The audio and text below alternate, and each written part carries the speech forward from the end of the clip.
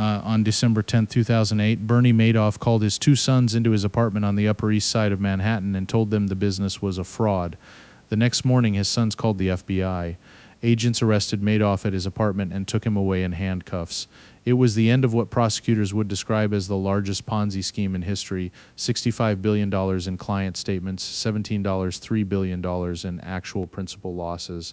But the most important fact about the Madoff fraud is not how large it was. It is how long the SEC had been warned, in writing with evidence that it existed. Bernard Madoff was not an obscure figure. He was one of the most prominent men on Wall Street. He had served as chairman of NASDAQ. He was a founding member of the International Securities Clearing Corporation. He was known as a man of impeccable integrity, someone institutions trusted with their largest accounts. Sovereign wealth funds, universities, charities, and Holocaust survivor funds had money with Madoff. His stated returns between 10 and 12% annually, consistently through bull markets and bear markets alike, were remarkable. Suspiciously so. Harry Markopolos was a financial fraud investigator. In 2000, his boss asked him to reverse engineer Madoff's returns and figure out how he was doing it.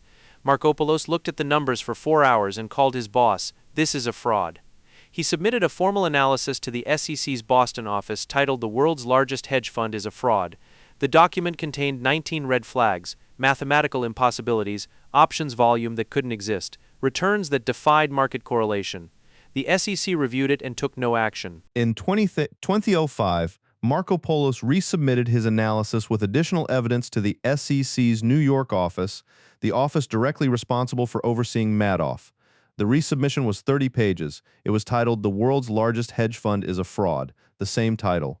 It contained more specific detail, more evidence of mathematical impossibility, and a direct suggestion that the SEC send in examiners who understood options trading.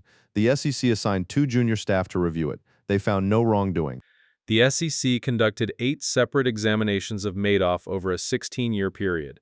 None found the fraud. The reason, documented in the SEC's own post-mortem report released in 2009, was a combination of examiners who lacked the expertise to evaluate the specific trading strategies involved, a culture in which Madoff's status made investigators reluctant to push back, and a failure to ever actually verify client account statements with independent custodians, the most basic step in auditing an investment manager. The fraud was hidden in plain sight because no one looked. The mechanism was simple. Madoff never invested the money.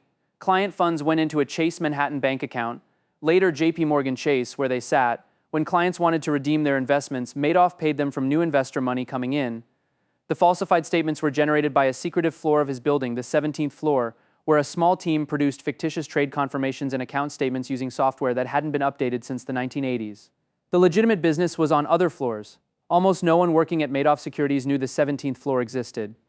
JP Chase, Madoff's primary bank, later paid $2.6 billion to settle claims that it had failed to flag suspicious activity in Madoff's accounts, activity that the bank's own compliance systems had flagged internally for years.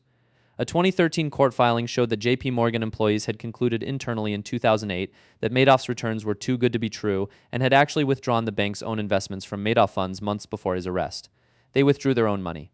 They did not alert regulators or clients. Madoff was sentenced to 150 years in prison. He was 71 years old at sentencing. He died in federal prison in April 2021 at the age of 82. The trustee appointed to recover funds for victims eventually recovered approximately $14.4 billion more than originally expected, largely by pursuing lawsuits against feeder funds and early investors who had withdrawn profits before the collapse. Victims who had been with Madoff for decades and who had paid taxes for decades on fictitious gains they'd never actually earned received partial restitution. The SEC's Inspector General found that the agency had failed to uncover the fraud despite numerous credible and detailed complaints. No SEC employee was disciplined.